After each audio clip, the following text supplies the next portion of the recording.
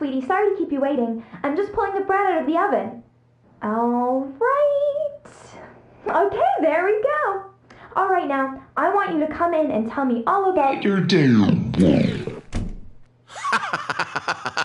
Gotcha! Oh, come on. Did you actually think you had a loving wife who'd want to commit their life to you? I'm trying to make a point here, Stanley. I'm trying to get you to see something. Come inside. Let me show you what's really going on here.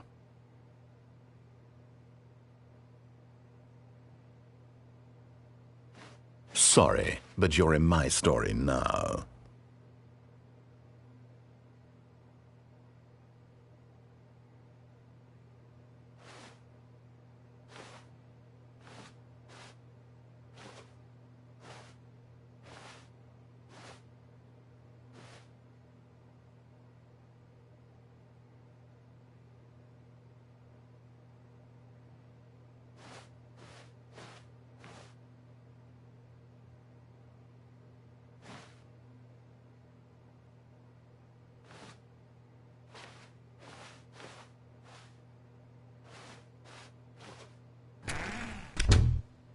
This is a very sad story about the death of a man named Stanley.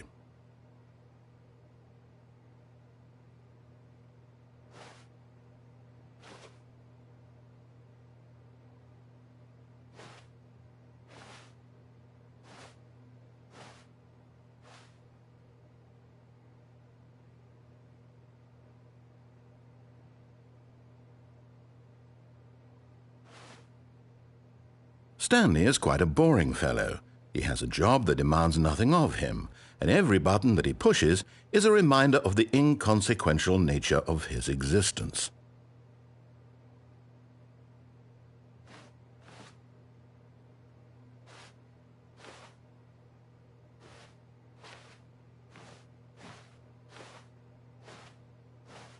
Look at him there, pushing buttons, doing exactly what he's told to do.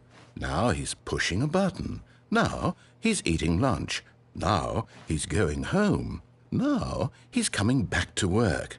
One might even feel sorry for him, except that he's chosen this life.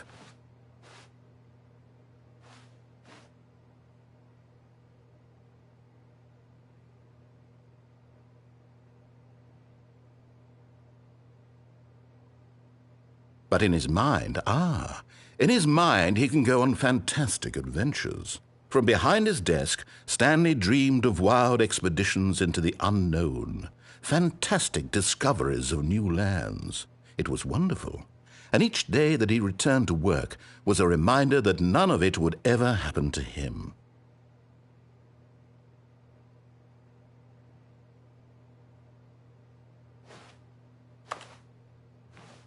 And so he began to fantasize about his own job.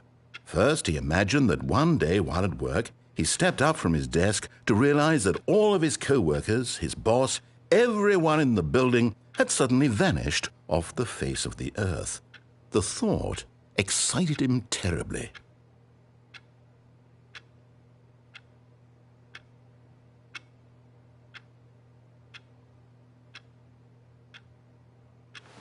So he went further. He imagined that he came to two open doors and that he could go through either. At last, choice. It barely even mattered what lay behind each door.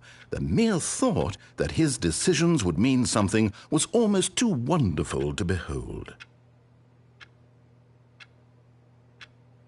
As he wandered through this fantasy world, he began to fill it with many possible paths and destinations. Down one path lay an enormous round room with monitors and mind controls. And down another was a yellow line that weaved in many directions. And down another was a game with a baby. And he called it the Stanley Parable.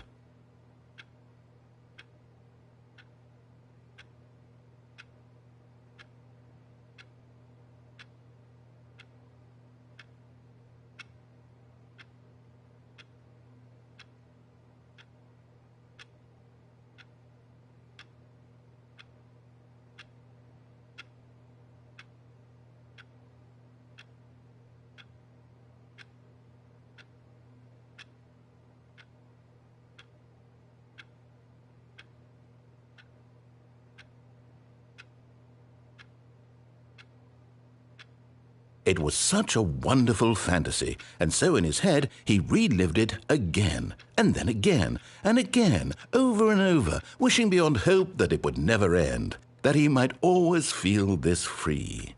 Surely there's an answer down some new path, mustn't there be? Perhaps if he played just one more time.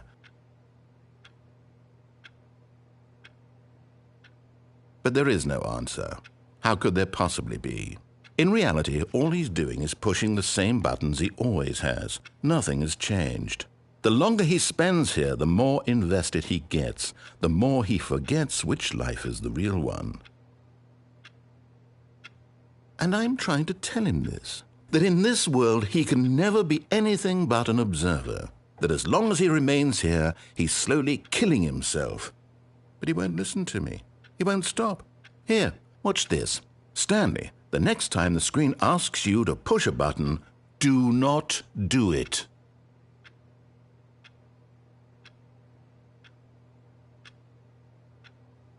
You see? Can he just not hear me? How can I tell him in a way that he'll understand that every second he remains here, he's electing to kill himself? How can I get him to see what I see? How can I make him look at himself?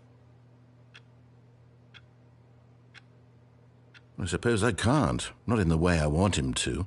But I don't make the rules. I simply play to my intended purpose, the same as Stanley. We're not so different, I suppose. I'll try once more to convey all this to him. I'm compelled to. I must. Perhaps, well, maybe this time he'll see. Maybe this time. And I tried again, and Stanley pushed a button. And I tried again, and Stanley pushed a button. And I tried.